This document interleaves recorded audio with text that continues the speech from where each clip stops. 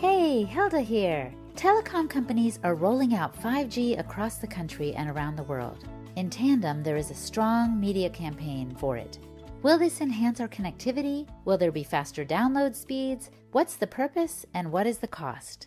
What are the implications for our health? And is there anything we can do to slow down or stop the rollout of 5G? This is episode 244 and our guest is Dafna Tachover. Dafna is the director of 5G Wireless Harms, a project of the Children's Health Defense. With the CHD, Dafna this year submitted a historic case against the FCC, challenging its health guidelines regarding wireless radiation.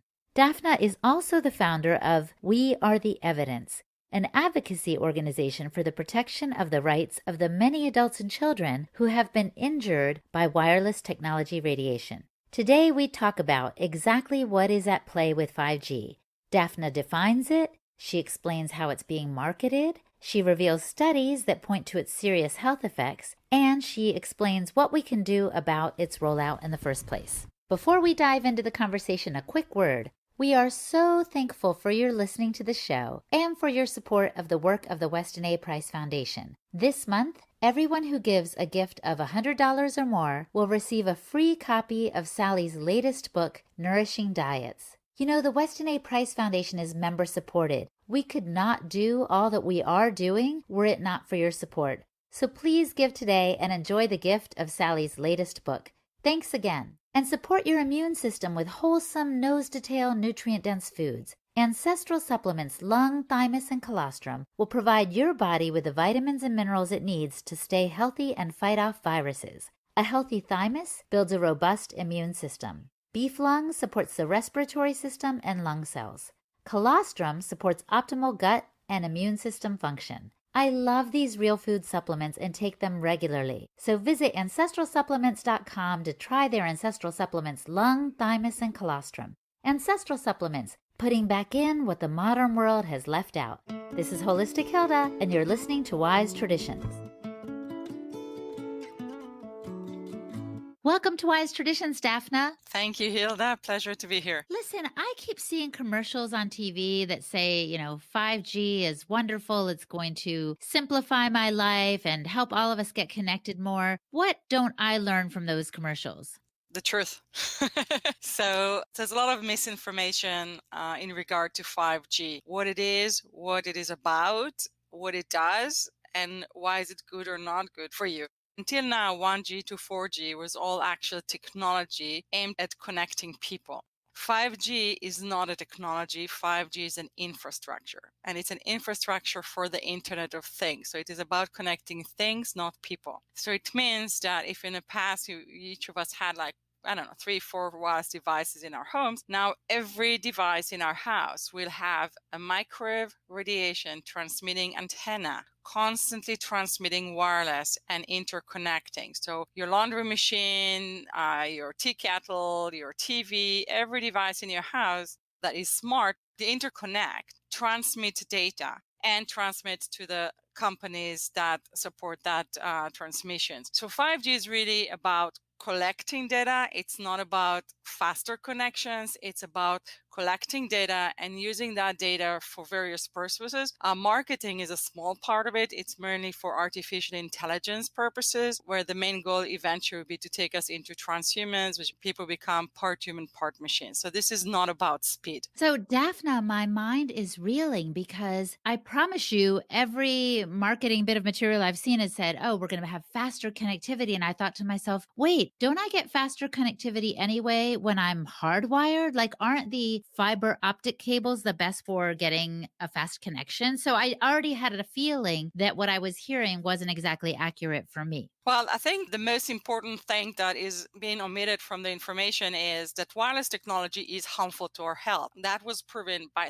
thousands of studies. And unfortunately, we have widespread sickness, human sickness, to prove it. So essentially, yes, you're right. Can we connect in different ways? Yes. Is wired internet connection is faster, better, safer? Yes. It is healthier. It's safer. It's also safer in terms of cybersecurity. So it's actually much better.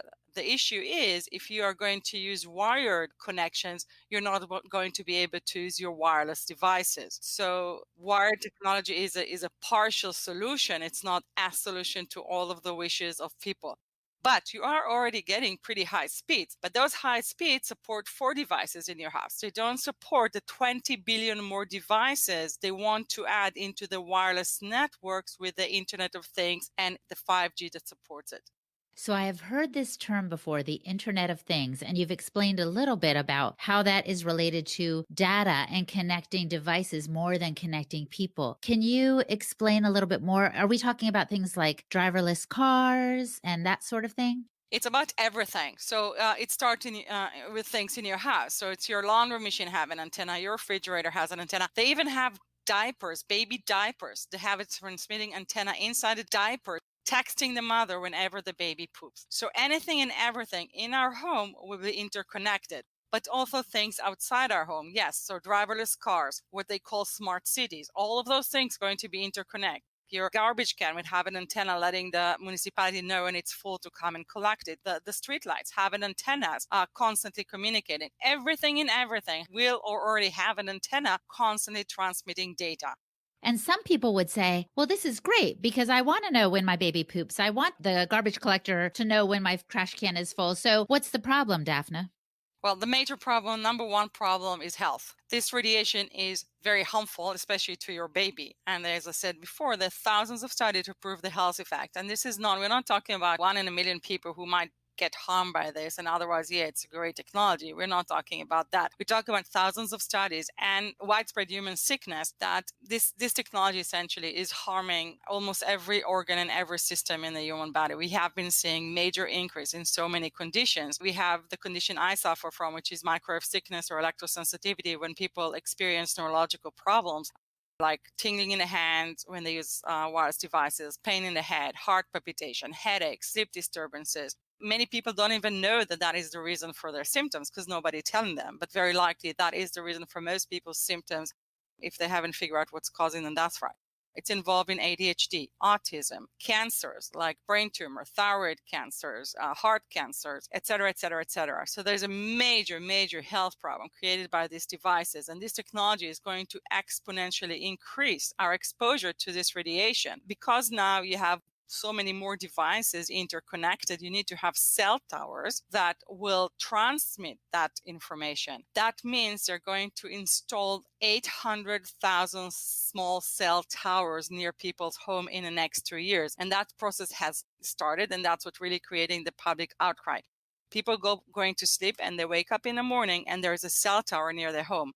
And the levels of radiation we measure as a result of what they call small cell antenna near people's home are increasing the radiation level by thousands of times. And people are becoming sick not within years, not within months. We know, and I'm working with families, that the whole family has been injured within days of exposure to these antennas. So this is major. It is major. And I have seen some of the studies you've referred to that show that our exposure is exponentially greater than anything we had before because of this millimeter wave radiation. Can you just describe, you've mentioned many, many studies, but can you mention one specifically just so we can wrap our head around what these studies are pointing to? Probably the most recent study I want to mention is a study that was conducted by our own government, by the federal government, by an agency called the National Toxicology Program, or NTP, which is government premier agency in regards to classifying of toxin. And they conducted a $25 million study, 10-year study that was supposed to give us a final answer as to whether or not this radiation is harmful. And on November 1st, 2018, they came out saying clear evidence it causes cancer. And then in 2019, and that it breaks the DNA. So cigarettes cause cancer. This causes cancer and breaks your DNA. Now, this is not the first or the only study that was conducted by a government showing clear evidence of adverse effects. There are many other studies that are conducted by the Navy, by the Air Force, by the EPA, and many of them showing conclusive evidence of harm. However, while I mentioned the NTP study, I don't think that cancer may be the most widespread consequence of this exposure. I think mostly it's the microwave sickness, electrosensitivity, neurological problem, reproductive harms, ADHD, etc. This is so fascinating because I know that a lot of people suffer from ailments and they leave the doctors scratching their heads. The doctors are like, we don't know what's causing this. Maybe it's stress, maybe it's all in your head, but apparently the radiation could be causing the damage. I have one anecdotal story. I'll just tell you very quickly. I had a friend, we sang in a church together, and my friend started having dizzy spells. And we didn't put two and two together until later, but it turns out the church had allowed their steeple to get an antenna on it to be a cell tower, basically for like a AT&T or something. And so already at that level of radiation, it was impacting some people, not everyone. But now I know that this is exponentially greater because of the frequency and the level of radiation. Is that right? Yes, correct. And sadly, a lot of churches are contracting with these companies to put cell towers and schools, which is worse. I'm working with a lot of children who have been injured by cell towers in schools, children who literally get something that looks like a heart attack. And it's very disturbing. You know, they say to the public, oh, there's no evidence. And they're all hiding behind the FCC, the Federal Communication Commission guidelines that say that there's no evidence of harm. However, there is massive evidence of harm, and actually, our organization, the Children's Health Defense, submitted a lawsuit against the FCC challenging its guidelines that were not updated since 1996. And we're claiming that those guidelines are capricious, arbitrary, not evidence based, and the refusal of the FCC to review those guidelines or saying that it's not harmful is basically abuse of discretion. So we are taking action on this, and the evidence is there, both the scientific evidence and the human evidence. I do want to address one thing you mentioned about the millimeter wave. I do want to say that 5G is not about millimeter waves, not only. So only part of the 5G infrastructure is millimeter waves. 5G is an infrastructure, it's not a specific technology. And any and every antenna that is going to be used out there is part of the 5G infrastructure. Actually, most of the deployment of 5G now includes 4G antennas. So most of those, what they call small cells antenna near people's homes or on the streets, are 4G antenna. Only part of them are using millimeter waves. And for example, T-Mobile actually using even a lower frequency that we used before, not a higher millimeter wave frequency. So 5G, because it's very important people understand, it's not about the millimeter waves. It's about the intensification of this wireless infrastructure, connecting anything and everything wirelessly, and any and every antenna that is part of that infrastructure is a 5G infrastructure. Well, thank you for clarifying that. That's really important for us to know because we want to understand exactly what's coming at us. And if I understand you correctly, then it's not just the waves, because not all of them are using these millimeter waves. It's about the infrastructure, and that different antennas could be using the 5G technology even if they're not using those millimeter waves. Is that right? Yes. So 5G is an infrastructure. It's not a technology. And yes. So I have another question. I want to back up for a moment to what you were saying about the FCC. If indeed there are studies pointing to the ill effects of the rollout of this infrastructure, why is the FCC not taking those into account and changing their regulations, for example? Because the FCC is not working on behalf of the people. The FCC is working on behalf of industry. There is a systematic problem with our government and our legislators. Unfortunately, a lot of our agencies are what we call captured agencies, and those are not empty words. There's a very good report that was written by Harvard University Law School and Ethics Center. It's called FCC Captured Agency, How the FCC is being controlled by the industry it's supposed to regulate. The current head of the FCC is a Verizon attorney. The previous head of the FCC was the head of the CTIA, which is the Wireless Industry Lobby Association, and he headed it like for 14 years, just like the Tobacco Industry Association. The wireless industry has been putting about $1 billion a year in lobbying money. Actually, today there was a really good article that came out, and the title is, let me see, How Big Wireless Lobbied Governments to Build 5G for Citizens' Data Collection and Surveillance. And this is a problem we see not just with the wireless industry, but with other industries. You know, when the study of the NTP, the government study that showed that this radiation showed clear evidence this radiation causes cancer and breaks the DNA, came out, the FDA that funded this study came out saying it doesn't apply to humans. So we just spent $25 million learning what cell phones and wireless technology doing to rats so we can warn rats not to use cell phone. If it doesn't apply to humans, why did we fund this study? So they said it doesn't apply to humans. So, okay, now we know that rats can't use cell phones. That is crazy. Coming up, Dafna fills us in on ways to minimize our radiation exposure at home. You're listening to The Wise Tradition. This is Holistic Hilda, and you're listening to Wise Traditions. There are so many things I want to pursue with you now. Let's start with this. You mentioned earlier, Dafna, that if we have all these smart devices in our home, that's where 5G kind of kicks in and helps them all connect with each other, to talk to me when I'm far away, to say, oh, you need more milk in your fridge or whatever. What if I don't have those smart devices in my home? Does that help protect me some from what's rolling out here?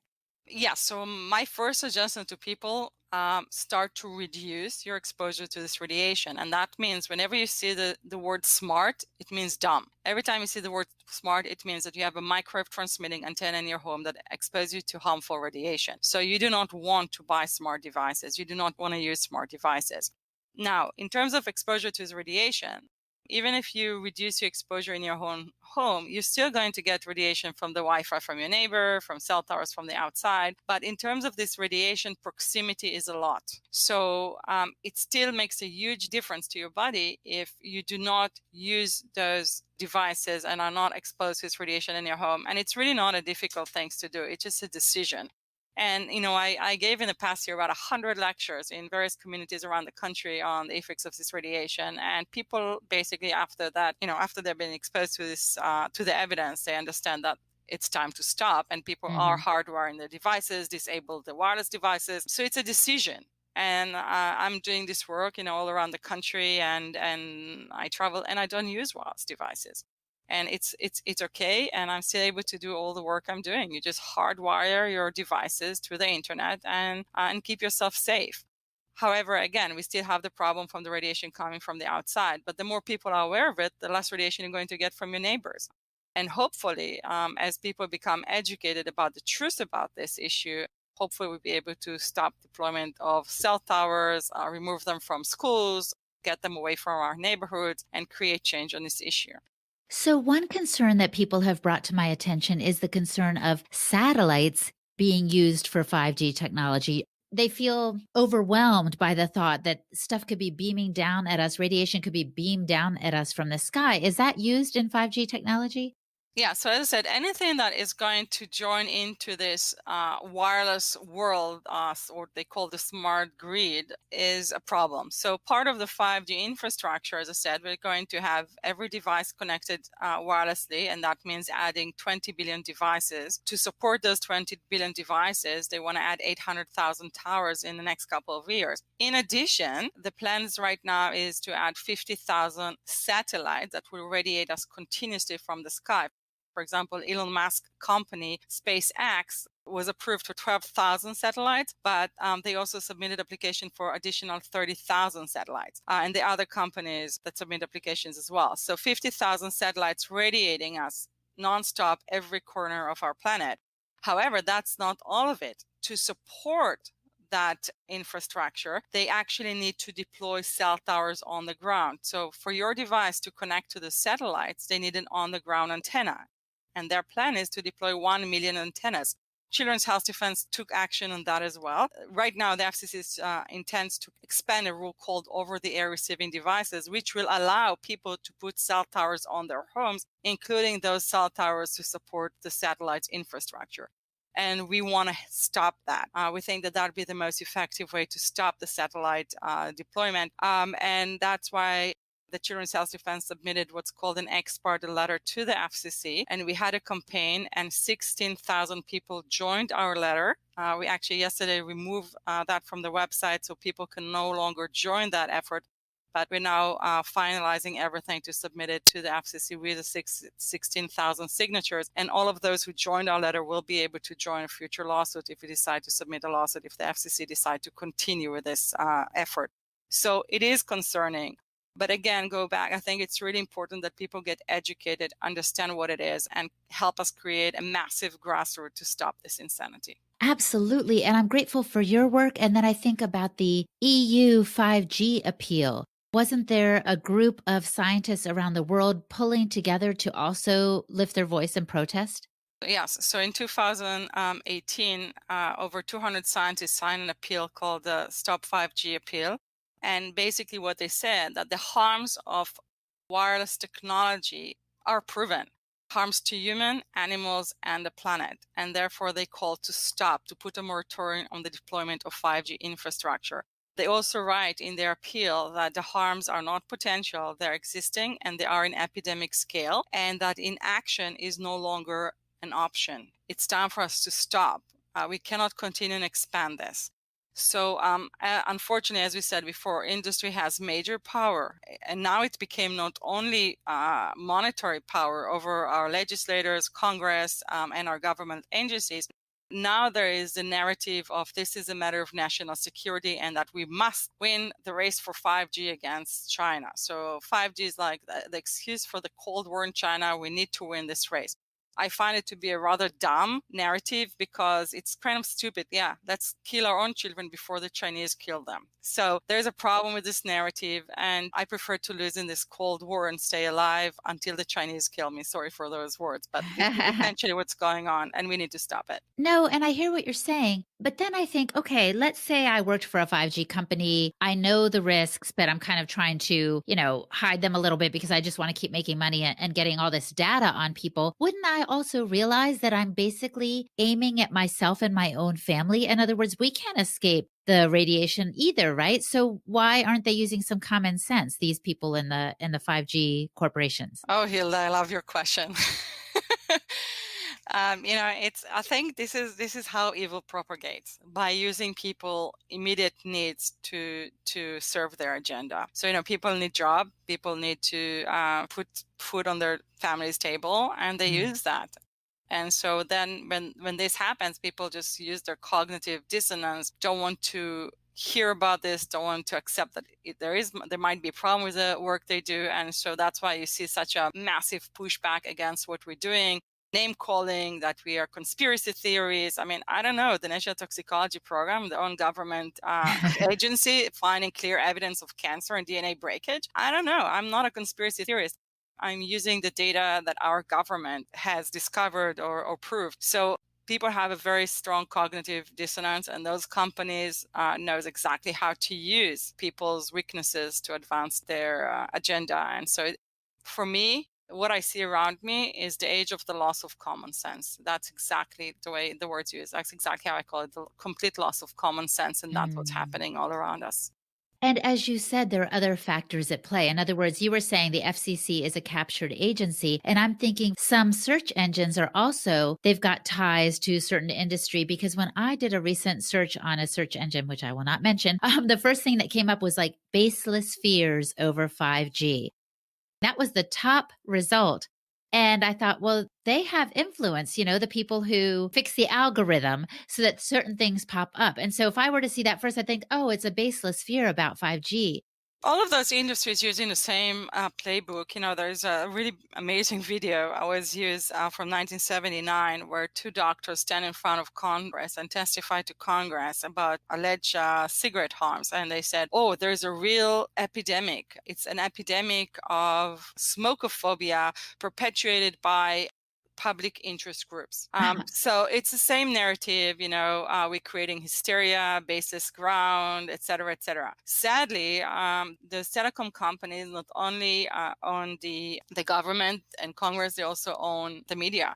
AT&T owns Time Warner, which owns CNN, et cetera. Verizon owns AOL, Yahoo, et cetera. Carlos Slim, who is a major telecom entrepreneur, one of the richest people in the world, owns the New York Times. The Atlantic is owned by Steve Jobs' widow. And I can go on, CBS, Comcast owns NBC. So our media is controlled by the telecom companies. Many of the social media companies have major interest in wireless technology. Facebook is also involved in satellites and other wireless infrastructure. Microsoft involved with wireless infrastructure. Steve Jobs just bought about 5.3 million shares, owns about $1 billion of Crown Castle, which is a company that deploys cell towers. He invested about $1 million in a company that's going to send 500 satellites to essentially do surveillance, nonstop surveillance all over Earth. So everything happens in this world will be videotaped nonstop and transmitted in real time to devices, and that's going to be used by government. So this is, the big brother watching nonstop, just worse than we ever imagined. So all of these tech companies are involved Google. They're inventing technology that will take us into transhuman, meaning that people will become part machines, part humans. So all of these companies have interest in this. Sadly, we literally cannot believe anything we read anymore.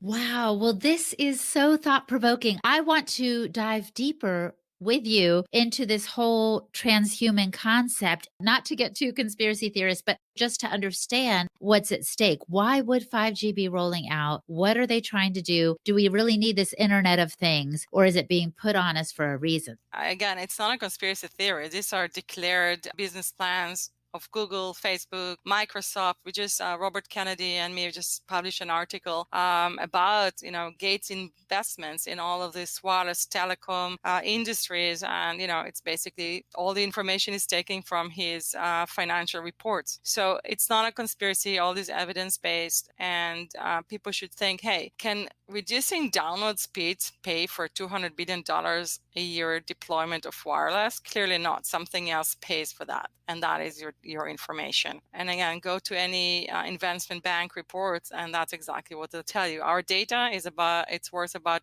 $11 trillion a year to this industry. That's what this is about. Wow. And Dafna, can we also will we dare to talk about why certain videos have been pulled from YouTube and other platforms that have to do with 5G and the coronavirus? I'm going to be very adamant. Children's Health Defense has issued a statement in regards to 5G and the coronavirus. And our position is that we do not see any credible evidence for a connection. And we are not working with hypothesis. We are only relying on clear evidence. There is more than enough evidence to show that wireless technology and 5G are harmful. I cannot comment on anything beyond that. So good. Well, I appreciate that you're evidence-based. And I do want to wrap up by asking you the question I often pose at the end. If the listener could do one thing to improve their health, and it may be related to some of the things you said earlier, but if we could do one thing, Dafna, to improve our health, what would you recommend that we do? Become brave and go and learn the facts. I think that's knowledge is the beginning of any process. But if you ask me in the meanwhile, until you figure out if I'm right with what I say, I suggest, better safe than sorry. Turn off your Wi-Fi router and all wireless devices at least at night, and opt out from what's called smart meters, which are utility meters installed in our homes. Just opt out. In most states around the country, that is possible. So those are the three things I would do. Learn, turn off devices, and remove your wireless smart meter from your home. That is super practical and helpful advice. Thank you so much for your time today, Dafna. Thank you very much, Hilda, and let's all be safe and healthy. Thank you. Our guest today was Dafna Tachover. Visit childrenshealthdefense.org for pertinent articles and resources on this topic. And I'm Hilda Labrada-Gore. Find me at holistichilda.com. And for show notes for this and every podcast episode, visit our website, westinaprice.org, and click on the podcast